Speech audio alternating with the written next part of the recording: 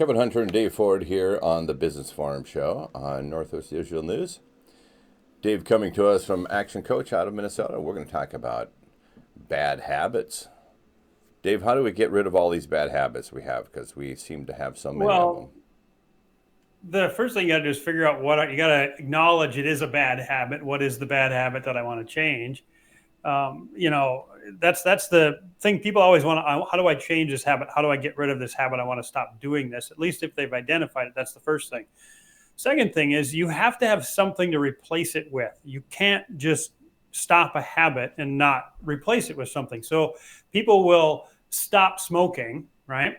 Mm-hmm. They have two addictions when they're smoking. The one addiction is the nicotine. The second addiction is the habit, right? Mm-hmm. So they always have a smoke after dinner or after breakfast or after coffee. Or there's, certain times of the day they always have a smoke. That's the habit, right? So if they don't consciously replace it with something, subconsciously they will replace it with something. That's why, the number one thing is that happens to most people that quit smoking is they start smoking again. Nope. If they successfully quit smoking, they almost immediately gain 20 or 30 pounds. Yeah. Because they don't have a habit that they consciously replace for the smoking. So what ends up getting replaced is eating, snacking. Mm-hmm. That's what they replace it with. So if you're going to change a habit, you have to have something you're going to replace it with. If you want to stop a bad habit, what's the thing you want to replace it with? What's the good habit that's going to take place in it, right? So those are the first two pieces. You have to identify what's the cue that makes the thing happen. You got to make it unattractive. You got to make it something you don't want to do. You got to make it difficult. And then you got to make it unsatisfying. Now, I'll give you a very simple example from myself personally. I'd always wanted to, I drank a lot of Mountain Dew, and I drink, the decent sized bottle of Mountain Dew. I drink a couple of them a day. That was something I always wanted to stop doing. And I brought it up in front of a group of people when I was doing a presentation, and one of our clients, he said, "Yeah, I have patients come to me all the time. He's a chiropractor that they're trying to stop doing something like that." And I say, "Okay, so that's fine." And it's kind of, again, a little bit of habit stacking, like with good habits. It's habit stacking with old habits. He said, "Here's what I do: is you can have all of the Mountain Dew or Coke or whatever that you want to drink. You just got to have a bottle of water after every one." And somebody else that was in the room said, "Well, that's crazy. Then he'd just have 8 bottles of Mountain Dew a day." And he said, "Yeah, but he'd also be drinking 8 bottles of water a day," which is what he's not doing right now. So it's an interesting idea, but okay. So the problem is, is drinking a bottle of water something I'm going to want to do? No, probably not. It's not do. And it's not easy to do. It's not handy, right? So what ends up happening is he shows up the next week at another workshop we were doing with, I think it was 6 bottles of Mountain Dew and 6 bottles of water, and they were taped together. So there's a bottle of Mountain Dew and a bottle of water taped together. So now, is it easy for me to drink a bottle of water? Yeah, because it's right there. It's with the Mountain Dew, right? Mm-hmm. So he said, "Here you go. Anytime you got your Mountain Dew, you got your water, have at it." I still have one of them. That was like 4 years ago. I still have one of them. I haven't had a Mountain Dew since then. Mm-hmm. The simple reason was I'm drinking the first one that I had. I drank the bottle of Mountain Dew, and then I had a bottle of water I had to drink. Okay, I didn't like that because I didn't like having to drink the whole bottle of water. So then the next one, I drank, I started alternating. I drink a little Mountain Dew, I drink a little water, I drink a little Mountain Dew, and just trying to get through it because it was not satisfying. It was unattractive. What was happening was drinking the Mountain Dew started becoming a negative experience. Mm-hmm. So by the time I got done with the 4th one, I'm like, I don't want to drink this again. But then I had to find something else consciously that I could start drinking to replace that would not be that didn't have anywhere near as much sugar as the Mountain Dew. So I've slowly been replacing that, reducing the sugars of what I'm drinking, not going directly from Mountain Dew to water, but going from Mountain Dew to a lesser sugar to a lesser sugar to a lesser sugar, mm-hmm. kind of a deal. So that's how you have to do it. It has to be fairly easy. And it has to be unattractive, and you have to replace it with something else. Otherwise, it's not going to work. I love that idea of taping the water bottle to the Mountain Dew bottle. A really effective idea. And I do remember you always showing up at the studio with a can or bottle of Mountain Dew. Always. I always had one. I drank a couple of them a day. I always had one. And all it took was a couple of days was basically 2 days of having a bottle of Mountain Dew and a bottle of water taped together. Now, if you're going to do it, if you're going to try to do something like that, you don't go to the gas station and get a bottle of Mountain Dew and a bottle of water and then try to keep doing that. What you do is you go, okay, I'm gonna try to stop doing this week. How many bottles of Mountain Dew am I going to drink? I'm going to drink 10. So you go get 10 bottles of Mountain Dew, you go get 10 bottles of water, you tape them all together, you put them all in the fridge. So now it's handy, because if it's not simple, what's going to happen is you're going to slip and you're not going to do it. That's the thing. You know, I was talking to another one of our clients. He wanted to stop smoking. He's working on not smoking, and he was really happy. He's doing, you know, the patch, or he's something. I don't remember what else he's doing, but now we're working on fixing the habit. So I said, when do you normally have a smoke? Well, always after dinner, and always when I have my coffee in the morning, right? So we started with, okay, after dinner, do something else. So as soon as you get done with dinner, your norm is to get up, go outside, have a smoke. Now do something else. What's the thing? Go for a walk. Do something. Do something that you normally do, or that you would like to do, and do it instead of having the smoke. And what he ended up doing is, because typically what his day normally was is he would get up from dinner, he would have a smoke, and then like half an hour later, he would go take a shower, kind of wrap up for the day and kind of relax. So instead, he just moved the shower up. He goes from dinner, he immediately goes upstairs to take a shower. Mm-hmm.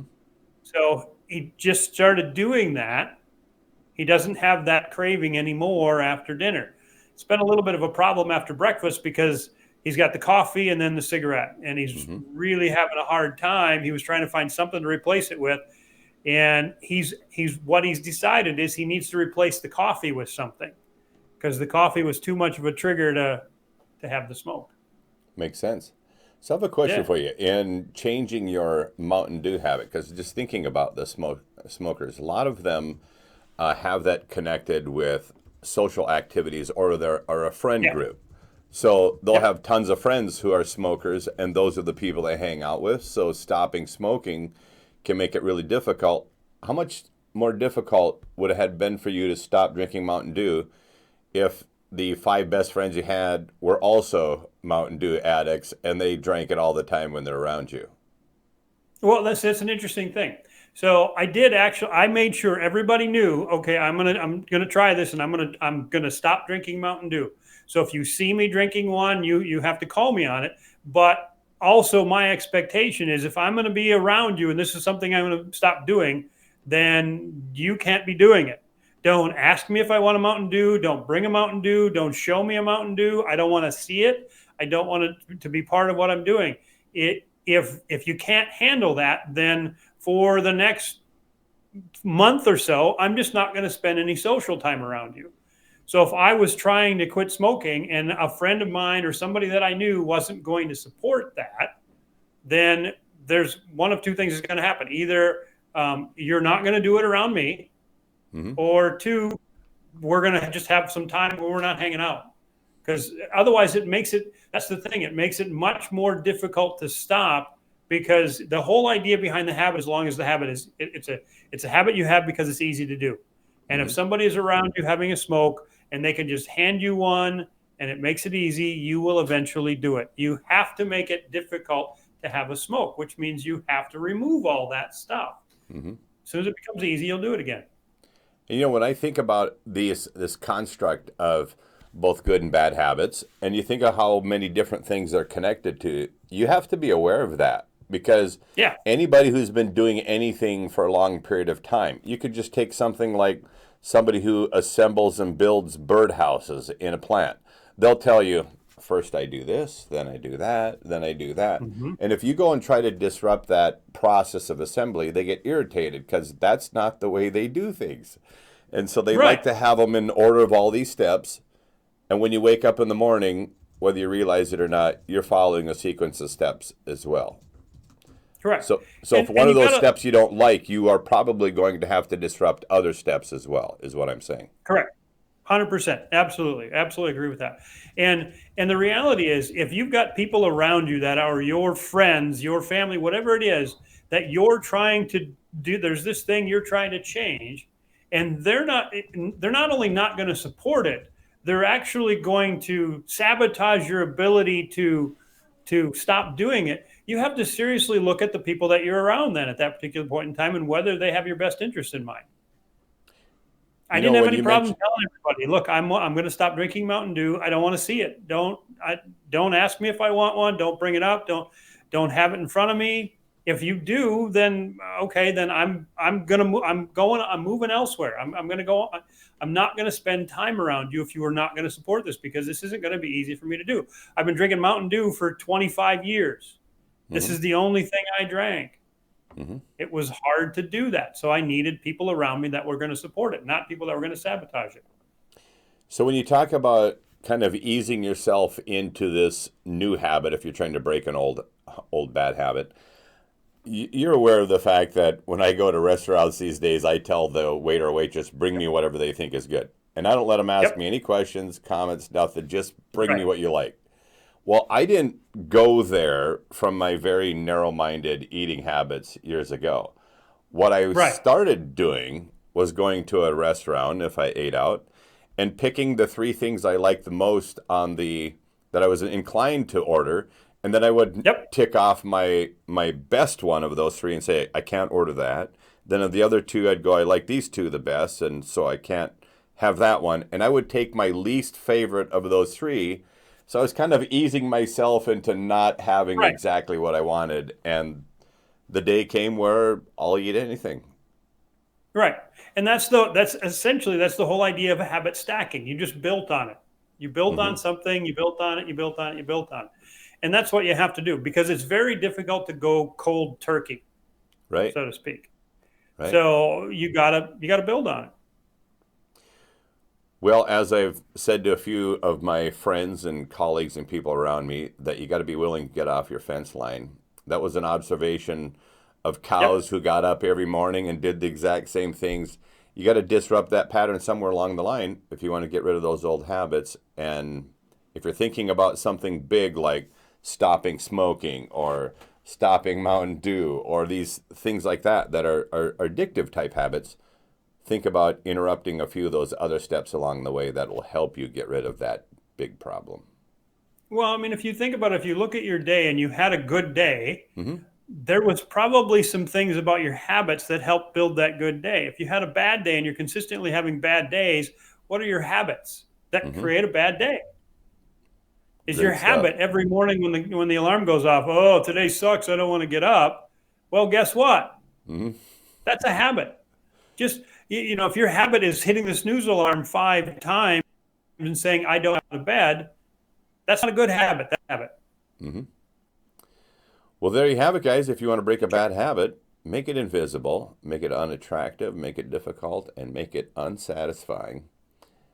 And you'll have much greater success in getting rid of the bad habit. Kevin Hunter with Dave Ford here on the Business Forum Show. Thanks, everyone, for joining us. Take care.